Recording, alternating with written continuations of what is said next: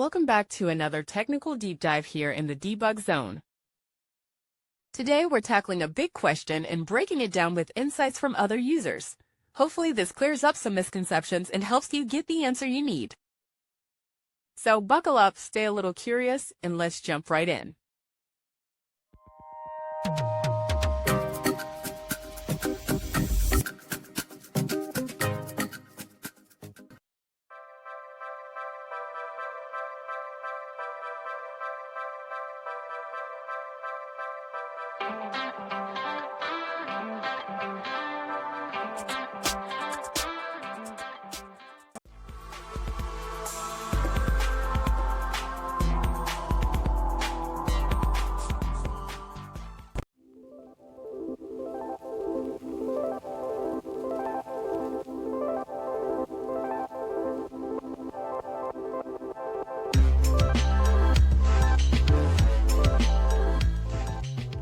And that's a wrap.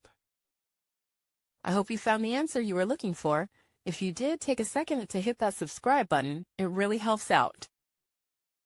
And let me know in the comments which solution worked best for you.